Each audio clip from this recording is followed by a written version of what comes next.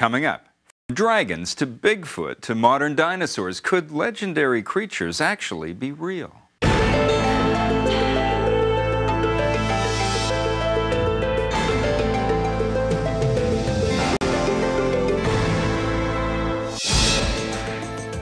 Are there monsters in our midst? Compelling evidence has set off a contentious debate. If the Patterson film is real, and here this is with a very, very big qualified if, it is one of the most important scientific documents of the last 100 years. In addition to film, there are eyewitness accounts and giant footprints, many leading in the direction of a disturbing possibility. The fact is that there are still monsters in the 21st century. It doesn't really matter if we need them or not. They're there, and it's a matter of fact.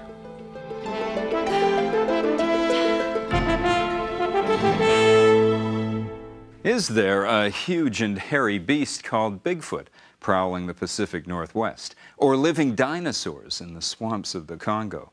And did dragons once walk the earth?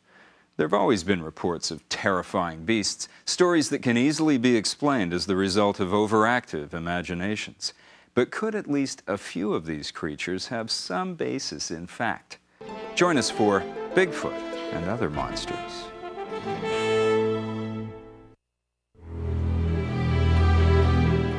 Monsters. For most of us, they are the stuff of bedtime stories, campfire scares, and horror movies, not real life. Or are they? Is it possible that the monsters of legend might just turn out to be terrifyingly real?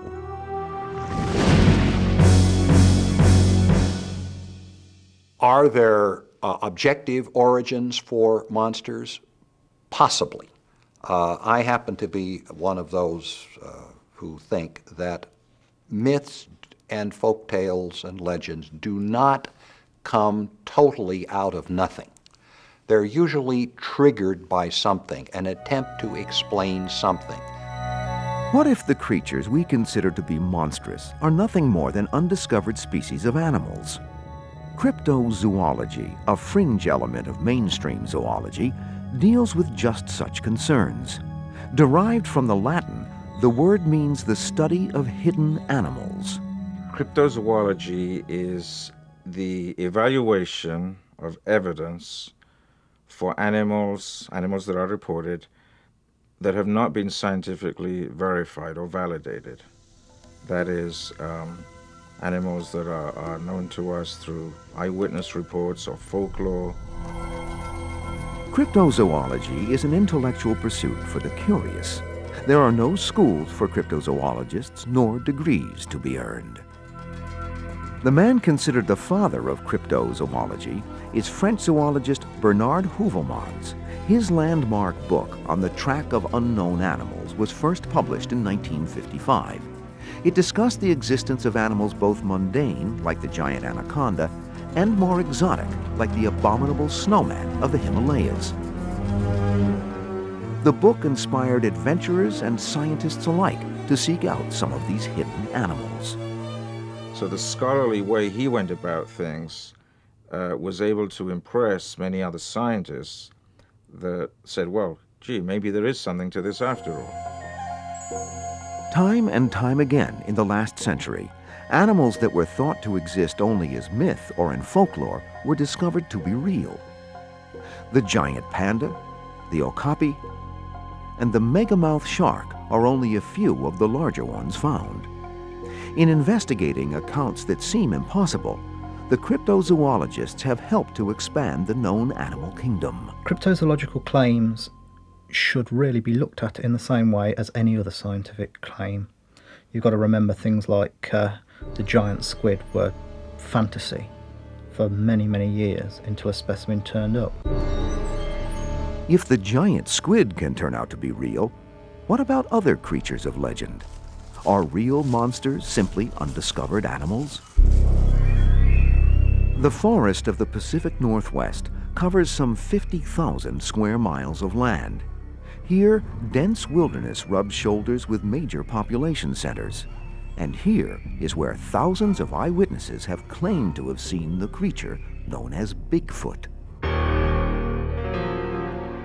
Bigfoot, or Sasquatch as it's known in Canada, is reported to be a large bipedal primate. And by that I mean it walks fully erect on two legs. It's very muscular and robust, according to the reports. 7-8 feet tall, covered with hair, has a very large stride and can move very rapidly. People have told stories about Bigfoot for hundreds of years, but it will take more than that to prove that Bigfoot is not just a legend. The burden of proof always lies with the person who is making the extraordinary claim. If you're making a claim about something that has never been seen before and there is no evidence of, it is incumbent upon you to produce evidence to convince other people. Early evidence of the Bigfoot, or Sasquatch, comes to us from the folklore of the indigenous peoples of North America. Well, the fact that we have Native American legends of a creature called Sasquatch and other names in various other dialects does lend credence to the possibility that there's something there, because if it's there, it's been there for a long, long time. Reports of man-beasts or wild men have appeared in North American newspapers since the 1830s, and a British Columbian man named Albert Ostman claimed in a sworn affidavit to have been held captive by a family of Bigfoots in 1924. But the creature we know as Bigfoot leaps into the modern era when, in 1958, a construction crew in Bluff Creek Valley, California, discovers enormous human-looking footprints at their site, up to 18 inches long. Plaster casts are made of the prints, and they are brought to a local newspaper. The story spreads like wildfire, and soon more people claim to have seen a Bigfoot. Richard Greenwell of the International Society of Cryptozoologists has been on a number of Bigfoot fact-finding missions. These expeditions use modern technology like seismic motion detectors, infrared sensors, and night vision cameras to gather evidence for the existence of Bigfoot. We have hundreds of cases of footprint tracks. We have many hair samples that have been collected, fecal remains, of course hundreds and hundreds, over 1,000 eyewitness reports, and recordings of howls and bellows.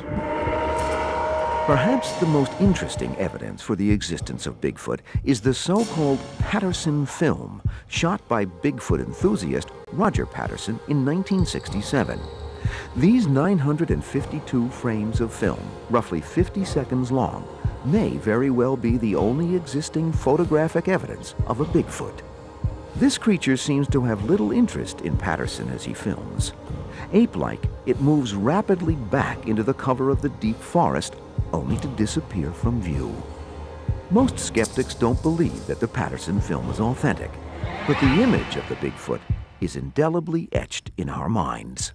If the Patterson film is real, and here this is with a very, very big qualified if, it is one of the most important scientific documents of the last 100 years. But evidence for the existence of Bigfoot is not restricted to North America. Similar creatures are reported across the world, often in the remote mountainous areas. The most famous is the Yeti, or abominable snowman, of the Himalayas. I certainly don't discount it as an anthropologist, that we may have some distant cousins lurking around in the more inaccessible parts of the planet.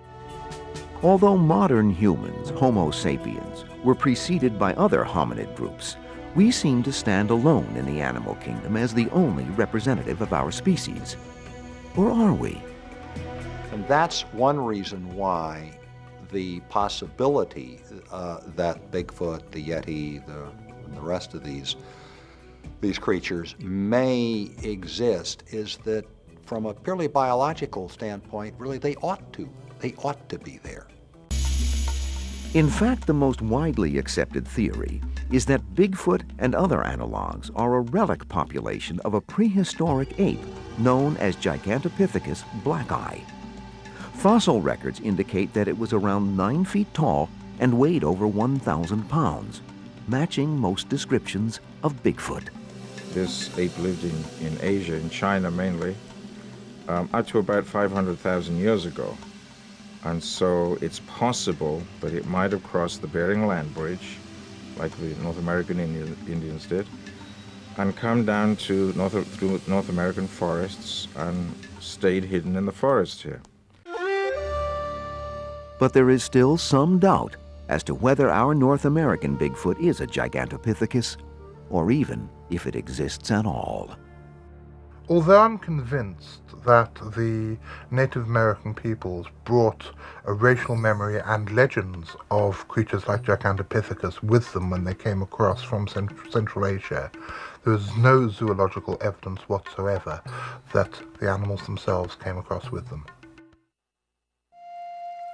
In October 1967, Roger Patterson and Bob Gimlin, two Bigfoot enthusiasts, set out in Bluff Creek, California.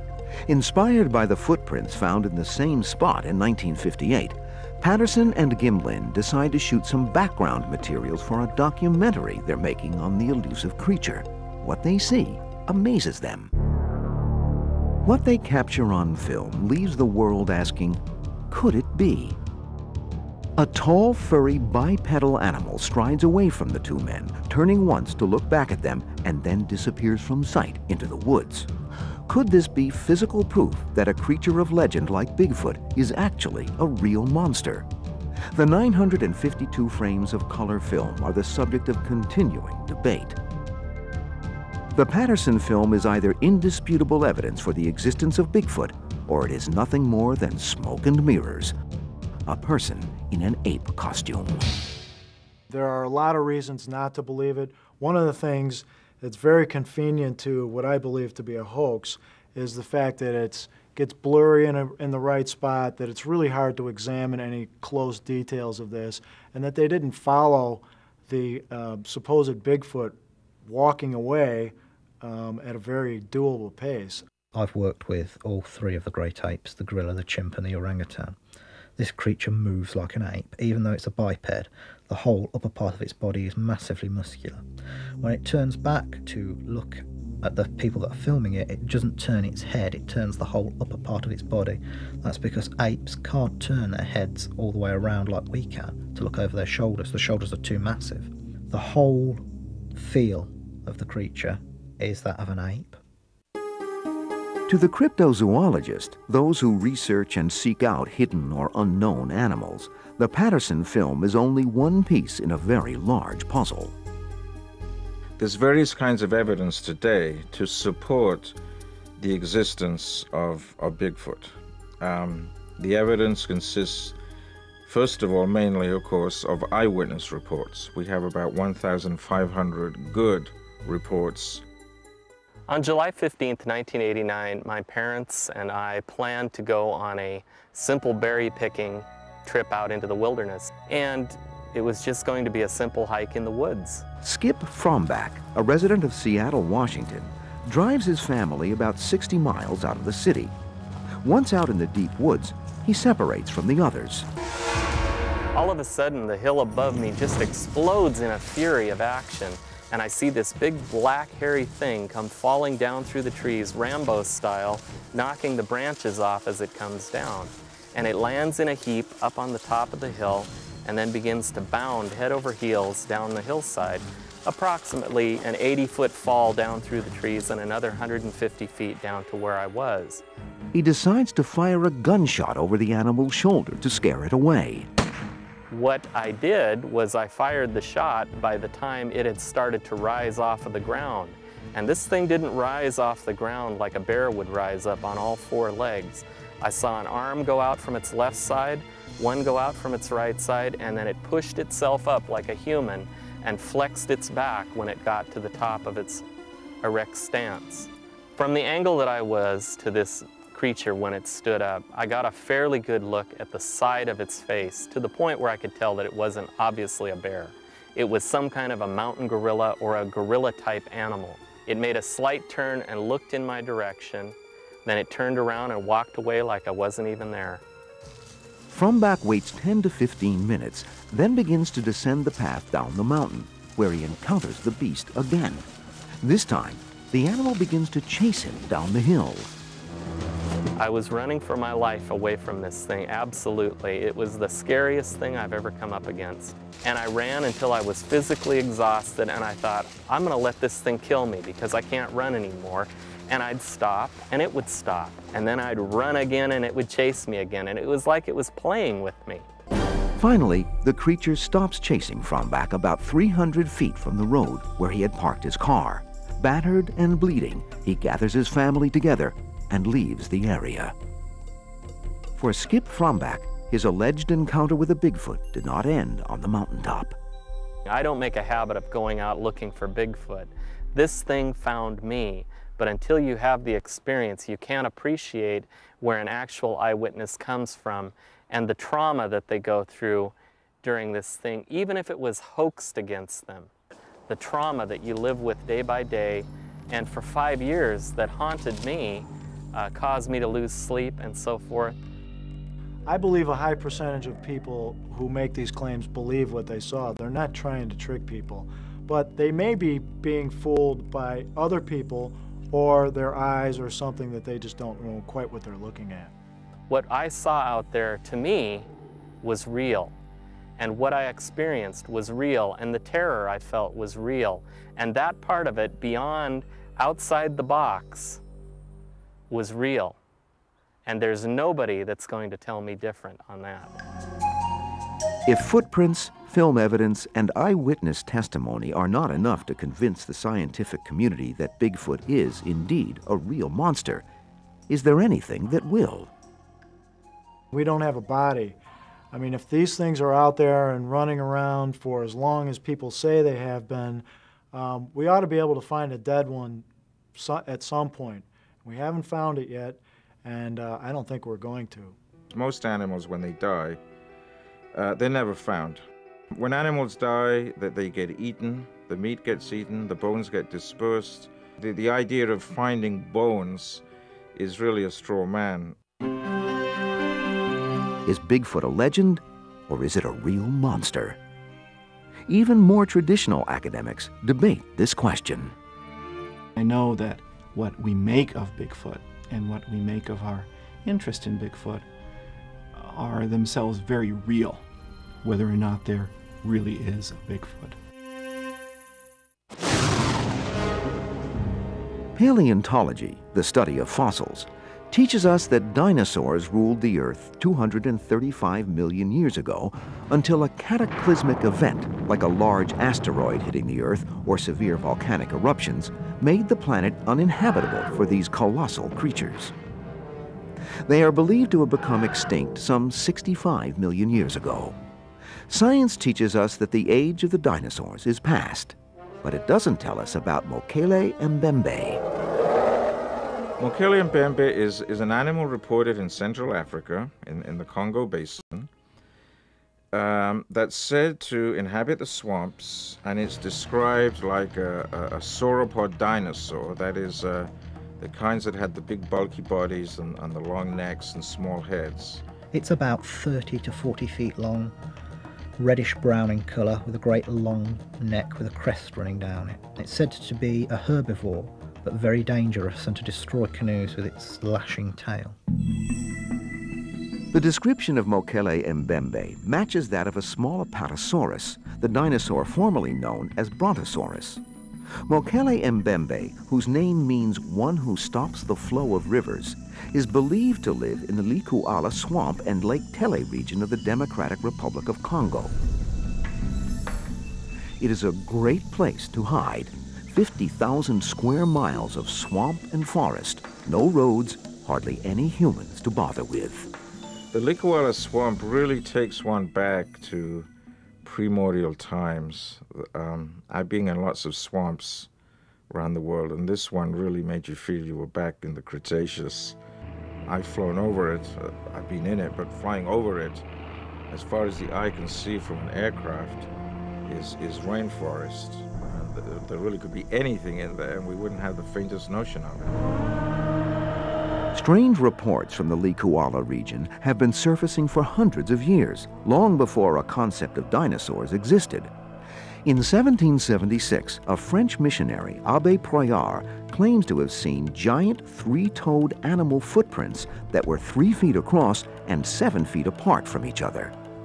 Almost 150 years later, in 1913, a German expedition encountered natives of the region who described a strange herbivorous creature. It was said to be between the size of an elephant and a hippopotamus with a long, flexible neck. They called it Mokele Mbembe. Even as late as 1983, a Congolese biologist, Marceline Agnagna, claims to have seen the beast wading in the waters of Lake Tele. Despite a long history of sightings and eyewitness testimony, the idea of a living dinosaur in modern times is written off as just another native folktale and superstition.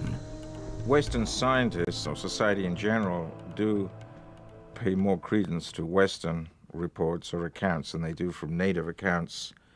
Some people will call that racist. Others have pointed out, well, there's folklore involved in native accounts, so it's harder to draw the line. But if you look back in history, just about all the animals, the large animals that have been discovered, say in the last 200 years, they were all known to native peoples. It's not a matter of taking the account of the African native any less seriously than taking the account of a visitor from another culture to Africa. It's a matter of knowing what to look for and where to look for it. I think that it is highly unlikely that Mokele Mbembe is nothing more than a native superstition, because the sightings, with very few exceptions, have not been imbued with any divine power. I think that in the absence of such corroborating quasi-religious evidence, the likelihood is that Mokele Mbembe is a real animal. In the strictest scientific terms, then, could there be a dinosaur living in the Likuala swamp? Could a species of dinosaur survived in the Congo forests for all those millions of years? It's not impossible. The Congo forest has been there since then, so it's conceivable that a small population of these things could have remained there, a few dozen, a few hundred, at different times, surviving to the present. If it is a descendant of the dinosaurs, it wouldn't be, again, a carbon copy. Evolution goes on, and it would have adapted to the changing circumstances. Either that, or it certainly would have adapted to whatever niche it finds itself in. Many experts agree that it is possible, if improbable, that Mokele Mbembe is a living dinosaur. Some offer other, more mundane explanations for what might be behind the sightings. The best explanation I've heard for Mokele Mbembe is elephants crossing streams and other areas of water with their trunks sticking out, which sounds an awful lot like some of these dinosaur descriptions. Seems to fit the same idea. Elephants and hippos are both known to the Baka pygmies and the other peoples of the Congo. They're very familiar with them. The Mokele Mbembe is said to be something totally different, and in fact it is said to actually kill both hippo and elephant. My best guess to the identity of the Mokele Mbembe is that it is a large, long-necked, semi-aquatic monitor lizard. A 30-foot aquatic monitor lizard seems to make much more sense than a surviving dinosaur. Whatever may be at the root of the alleged Mokele Mbembe sightings, there are those who feel that more physical evidence of Mokele Mbembe should have turned up by now. It takes a population of dinosaurs to continue on through the ages. It's not just a pair, it's not just 4 of them. There needs to be a whole population. So you would think at some point one of these animals would washed up on the shore, or a carcass would have been found in the jungle, or someone would have taken a real good picture of it. Because if they've always been around, something like that should have happened by now. There's something else that's hard to quantify, and that's luck. You can just be in the right place at the right time or not. And that's very, very hard to predict when you're talking about 50,000 square miles and your expedition is going to penetrate maybe 10 or 20 or 30 linear miles, not square miles. So the odds are really against you. Greenwell traveled to the Likuala swamp in 1981 in search of Mokele Mbembe. The expedition was led by University of Chicago biologist Roy Mackal, also a member of the International Society of Cryptozoologists. They were able to gather a number of eyewitness reports, but found no physical evidence of the creature. We did have an incident occur around the curve on a river where some large animal had just submerged and created a wake that hit our dugout. The natives were very upset and they were shouting that it's Mokele Mbembe. We didn't actually see the animal. We just missed seeing it by a few seconds. So maybe it was Mokele Mbembe, maybe it wasn't. We'll never know.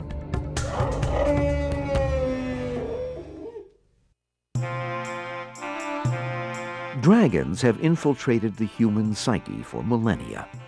From ancient Babylonia to modern China, these fearsome beasts are an almost universal symbol, evident in cultures around the world. The dragon may have been, and continues to be, the first real monster. It has the jaws of a carnivore, it has scales from a reptile, it can swoop down out of the sky, some of them could breathe fire, it has claws. It represents a lot of the things that human beings fear or are repulsed by. So it's really the perfect enemy for any culture. The dragon that the ancient Babylonians worshipped was a mother figure, Tiamat, who had to be slain in order to create the heavens and the earth. In China, the loon is revered as a symbol of good fortune and prosperity. The dragon tends to be beneficent. If you've ever seen a Chinese New Year celebration, you know that the dragon is a symbol of good luck. And that good luck, of course, is couched in the fact that in the folds of the dragon, this notion of an undulating being, are an image of the clouds. And without the clouds, you don't get the rain. Without the rain, you don't get the rice. Across the world from China, in ancient Mesoamerica, another dragon is symbolized in the feathered serpent god of the Aztecs, Quetzalcoatl. This 12th century deity is associated with the sun. He is also credited with having brought the benefits of civilization to the ancient Mexican people. At the same time, in medieval Europe, a very different image of the dragon is formed. Western dragons, if we think of, for example, the sinister dragons, the monstrous dragons that heroes have to slay in some traditional stories, are hoarding, avaricious, nasty, destructive, antisocial. Clearly, the dragon transcends the boundaries of cultures and continents. But what could have inspired these stories? Certainly the fossil remains of dinosaurs and other large animals have been identified as dragons in the past. The irony is, of course, that the inhabitants were reconstructing as effectively living beasts, creatures that had died 70 million years earlier. But they didn't know that. Live reptiles, not dinosaurs, may have been equally responsible for inspiring tales of dragons. During the Crusades, savage animals never seen before in Europe were carted back from foreign lands as living trophies for the king. Many of these remarkable beasts, such as crocodiles and large snakes, could easily have been misidentified as dragons. During the Crusades, King Richard I brought back a crocodile to the menagerie, the Royal Menagerie in the Tower of London. This creature broke free, made its way to Suffolk and a town called Wormingford, where it wreaked havoc and killed both animals and people.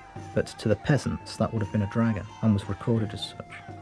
We human beings have an inherent aversion, antipathy to reptiles. And I think this is part of our primate inheritance. I think we took it with us when we came down out of the trees, where our prime predator was the serpent. And I think it's no accident that a lot of our monsters are reptilian. Another fearsome candidate that may have inspired the legend of the dragon is the monitor lizard. Characterized by a long head and neck, heavy body, and a long tail, these predators have roamed the earth since ancient times. A particularly large and fearsome species of monitor lizard is called the Komodo dragon. It was discovered as late as 1912 on a remote Indonesian island. These formidable predators have been measured at over 10 feet long and are extremely deadly to beast and human alike. Komodo dragons actually were given the right name because they're quite, they're very large and they can be quite aggressive. It has razor-sharp teeth and an infectious bite. If it attacks prey and the prey manages to tear free, the bite will be infected because the dragon's saliva is packed full of microorganisms that will cause the wound to rot and fester.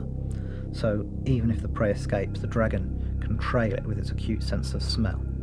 Like the animals that may have inspired tales of the dragon, it is not uncommon for little-known but perfectly mundane creatures to be misidentified as real monsters. Prior to its discovery in 1902, the mountain gorilla of eastern Africa was thought to be a purely fictitious monster, a figment of the natives' overactive imagination. Well, the discovery of the mountain gorilla was in many ways an accident. That is, no one was actually deliberately searching for mountain gorillas. In 1902, a captain in the German army, Oskar von Behring, is on a routine patrol along the disputed border between German East Africa and the Belgian Congo. The route takes Behring across some volcanic mountains called the Virungas. At one point, he spots a group of what looks like to him huge, hairy, human-like creatures. Captain von Behring actually shot a couple of specimens of the mountain gorilla, the first one of which pitched down a chasm in the jungle and fell away into the undergrowth and was completely lost. And he managed to retrieve one of them and ship it back to Germany, where a taxonomist and scientist, or naturalist as they were called then, went to work on it basically, and it was then properly classified as a new kind of gorilla, namely a mountain gorilla. What Captain von Behring has stumbled upon will bring to light a species of animal previously thought to be local folklore. Tales of an enormous animal with ferocious strengths and appetites. There were even tales of these apes lurking near travel routes and then ambushing travelers along the way and again, once again, abducting young women or killing the passengers. Both the mountain gorilla and the lowland gorilla were said to carry off native girls and rape them. They were also said to fight with elephants using trees as clubs, both of which are nonsense. We know that the gorilla is quite a placid creature unless provoked. I suppose if I were a missionary and had no knowledge of apes and by accident ran into a gorilla, my first thought would be monster. The stories of mountain gorillas coming out of the jungle to abduct young maidens are incorporated into the 1933 film classic King Kong. This gigantic ape has a love interest. The writer of King Kong relied on the available myths, the stories that were available about the apes, about the interaction between apes and humans, about certainly the potential interest on the part of the apes in human females. Native knowledge of the animals in their environment is, for the most part, disregarded by white colonials, even though the natives have lived alongside the mountain gorilla for years. The creatures they were describing couldn't possibly exist because the naturalists didn't know about them. And sadly, that is a view that prevails to today. A lot of scientists will not believe in anything that they can't have on their dissecting tables.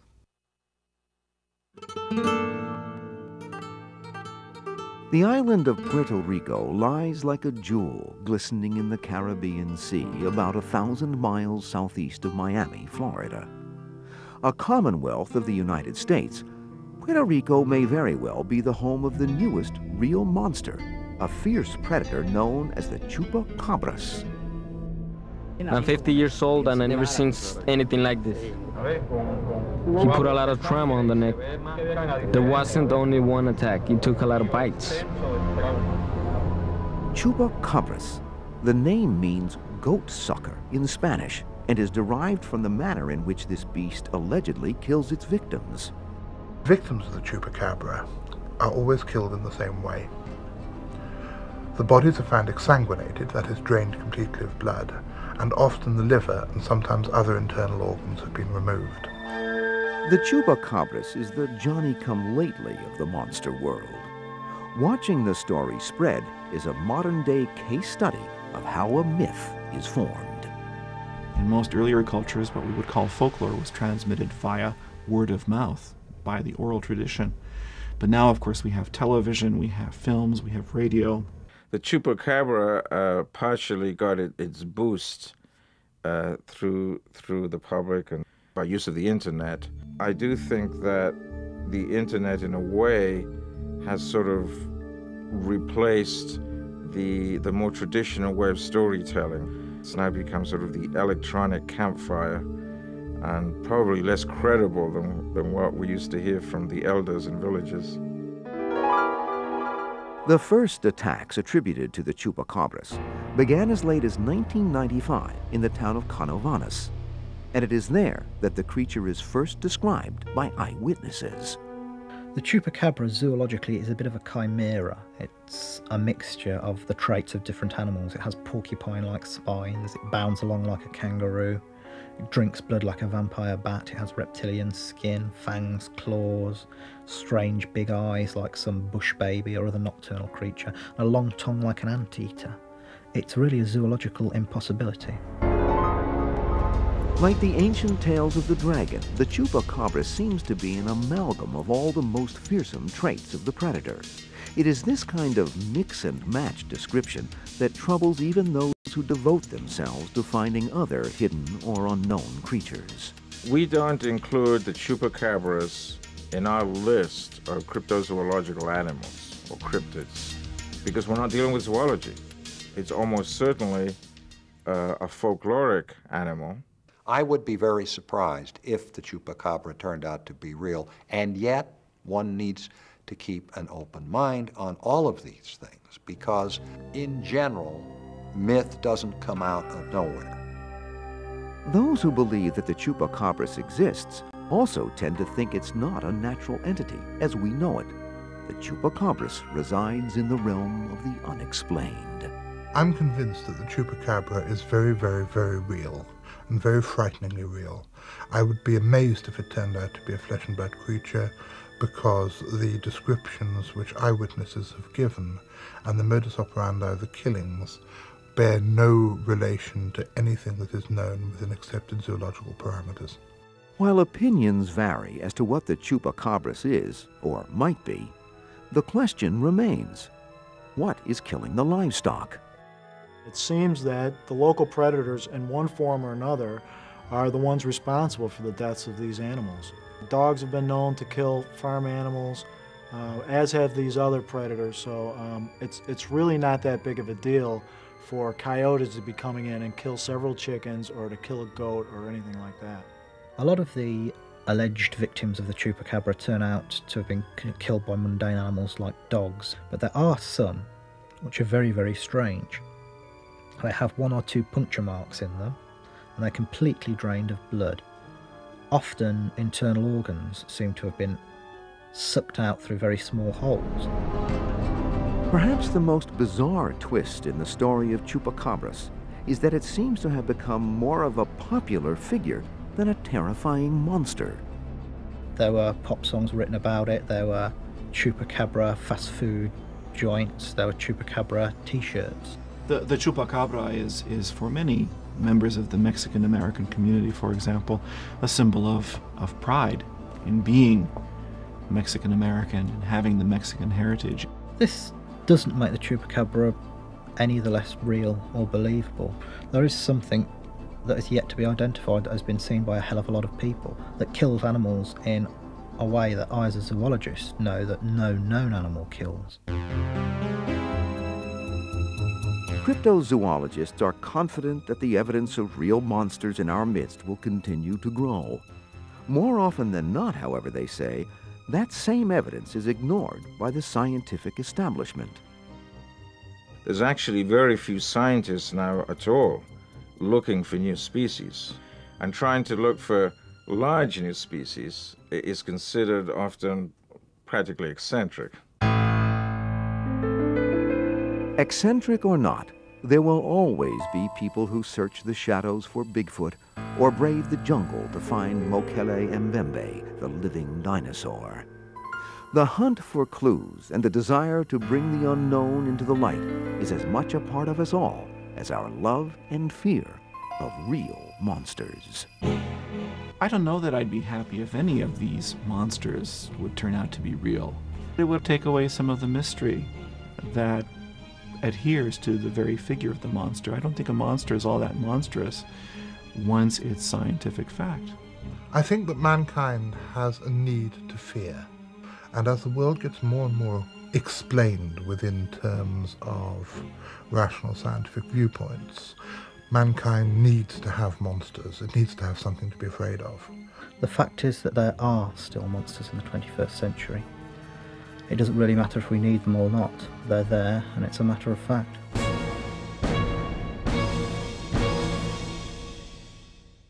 As late as August 2000, an alleged Bigfoot sighting was being investigated in Louisiana, and the skeletal remains of a strange animal thought to be the chupacabras was examined at the University of Nicaragua at León. Scientists there determined the animal was a wild dog. But the fact that science is taking a hard look at what we call monsters tells us that some legends might be true.